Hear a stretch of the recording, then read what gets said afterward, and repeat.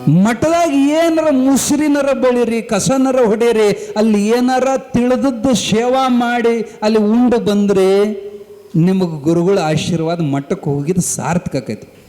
ನೀವು ಹೋಗಿ ಹಂಗ ಹಿರಿಯತನ ಮಾಡಿ ಕುರ್ಚಿ ಮೇಲೆ ಕುಂತು ಎದ್ದು ಬಂದರೆ ಏನೂ ಇಲ್ಲ, ನಿಮ್ಮ ಪದರದಾಗ ಏನೂ ಬೀಳೋದಿಲ್ಲ. ಸೇವಾ ಐತಲ್ಲ, ಗುರುಗಳ ದೃಷ್ಟಿ ನಮ್ಮ ಮ್ಯಾಲೆ ಬೀಳ್ಬೇಕಾಗಿತ್ತಂದ್ರೆ, ಗುರುಗಳ ಕೃಪಾ ಬೀಳ್ಬೇಕಾಗಿತ್ತಂದ್ರೆ ಗುರುವಿನ ಗುಲಾಮನಾಗುವ ತನಕ ನಾವು ಯಾರ್ಯಾರಿಗೋ ಗುಲಾಮಾಗಿದ್ದೀವಿ. ಆದ್ರೆ ಮಠದಾಗ ಕಸ ಹೊಡ್ಯಕ್ಕೆ ನಾಚಿಕೆ ಬರ್ತೈತಿ, ಮಠದಾಗ ಸಣ್ಣ ಸಣ್ಣ ಕೆಲಸ ಮಾಡಕ್ಕೆ ಮೇಲು